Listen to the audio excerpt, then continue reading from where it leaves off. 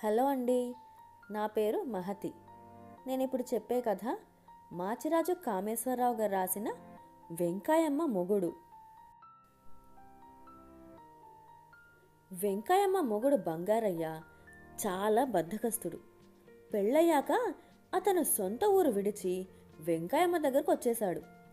అది మొదలు వెంకాయమ్మే అతన్ని పోషిస్తుంది. బంగారయ్య కడుపులో చల్ల కదలకుండా హాయిగా ఇంట్లోనే పడుకునేవాడు. వెంకాయమ్మ చెయ్యని పనంటూ లేదు. పాలు పితికి అమ్ముతుంది, పిడకలు చేస్తుంది, 4 ఇళ్లలో వంట చేస్తుంది. ఎవరి ఇంట ఏ అక్కర కలిగినా నడుం కట్టుకుని పనిచేస్తుంది. ఒకరోజు మధ్యాహ్నం బంగారయ్య నిద్రమత్తులో ఉండగా ఎవరో పొరుగింటి ఆడమనిషిని బంగారయ్య ఇల్లెక్కడా అని అడగటము, పొరుగింటామే ఈ ఊళ్ళో బంగారయ్య అంటూ ఎవరూ లేరు అనటము వినిపించింది. బంగారయ్య లేచి వెళ్ళి తలుపు తెరి చూసేసరికి బంగారయ్య ఊరివాడు కనిపించి, అడుగో బంగారయ్య, లేడంటావేమిటమ్మా అని పొరిగింటి ఆమెతో అన్నాడు. నువ్వు అడిగింది వెంకాయమ్మ మొగుడా అని ఆమె లోపలికి వెళ్ళింది. వచ్చిన మనిషి బంగారయ్యతో కాసేపు మాట్లాడి, నువ్వు ఈ ఊళ్ళో వెంకాయమ్మ మొగుడుగా చలామణి అవుతూ మన ఊరి పరువు తీస్తున్నావా అని వేళాకోళం చేసి వెళ్ళిపోయాడు. బంగారయ్యకు చాలా అవమానమైంది. తను బంగారయ్యగా పేరుపడడం ఎలాగా అని ఆలోచించాడు. ఇంట్లో కూర్చున్నంత కాలము అది సాధ్యపడదు. లేచి వెళ్ళి ఏదైనా పని చేయాలి, డబ్బు గడించాలి. మర్నాడు బంగారయ్య వెంకాయమ్మ కన్నా ముందే లేచి గేదెల పాలు పితికి అమ్మకానికి తీసుకెళ్లాడు. అతను ఒక వాడుక ఇల్లు తలుపు తట్టితే ఇంటి ఇల్లాలొచ్చి, మాకు వెంకాయమ్మ పాలు పోస్తుంది అన్నది. ఆమె భర్త బంగారయ్యను పరికించి చూసి, ఇతను వెంకాయమ్మ మొగుళ్లే, పాలు పోయించుకో అన్నాడు. అతను, మీకు చస్తే పాలు పోయను అని వెనక్కు తిరిగి వచ్చేశాడు. వెంకాయమ్మ మొగుడుగా పాలమ్మే డబ్బు సంపాదించడం అతనికి ఇష్టం లేదు. అతను రోజంతా ఆలోచించి పెదరెడ్డి దగ్గరికి వెళ్ళి పని అడగాలని నిశ్చయించుకున్నాడు. ఆ మధ్య పెదరెడ్డి కొడుకు పెళ్ళైనప్పుడు 2 రోజుల పాటు వెంకాయమ్మ వారింట నిర్వాహకం చేసింది. ఆ 2 రోజులు బంగారయ్య భోజనం వేళకు పెదరెడ్డి ఇంటికి వెళ్ళాడు. ఆ ఇంట్లో అందరూ అతన్ని ఎరుగుదురు.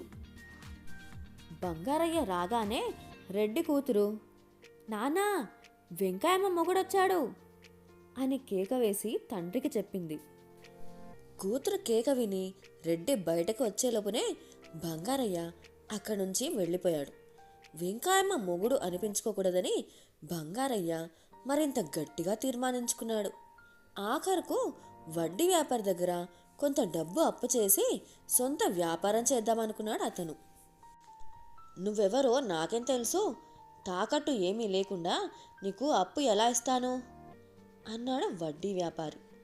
అతని వద్ద పనిచేసే కుర్రాడు, ఈయన మనకు పాలు పోసే వెంకాయమ్మ మొగుళ్ళండి, బాకీ చెల్లించకపోతే పాల ఖాతాలో జమ కట్టుకోవచ్చు అని సిఫార్సు చేశాడు. వడ్డీ వ్యాపారి డబ్బు అప్పేయటానికి సిద్ధపడ్డాడు గాని బంగారయ్య తనకు అవసరం లేదని విసురుగా వచ్చేశాడు. అతనికి బతుకు మీద రోత పుట్టింది. అతను మరో బైరాగివాడి సహకారంతో సన్యాసుల్లో కలిసిపోయాడు. 6 మాసాల అనంతరం బంగారయ్య ఆ ఊరికి తిరిగి వచ్చాడు. ఎండనబడి వచ్చాడు. ఆ సన్యాసికి కాస్త మజ్జిగియ్యి అన్నాడు ఒక గృహస్థు తన భార్యతో. సన్యాసికి బియ్యం వేయమ్మా అంటూ ఒక పిల్ల తల్లిని కేక వేసింది. సన్యాసికి డబ్బులేరా అని ఒక వ్యాపారి పనివాడితో అన్నాడు. తనను అందరూ బంగారయ్య అని పిలవకపోతే మానే, వెంకాయమ్మ మొగుడు అనటం లేదు, అంతే చాలనుకున్నాడు బంగారయ్య. అలా అనుకుంటూ అతను చెరువు గట్టు మీదకి వచ్చేసరికి వెంకాయమ్మ ఎదురుపడి, నువ్వు ఎన్ని వేషాలు వేసినా నా కళ్ళు కప్పలేవు, నీకు వేళకు అన్నీ అమర్చి పెడుతుంటేను కదా, ఎందుకు పుచ్చుకున్నావి సన్యాసం అని అడిగింది.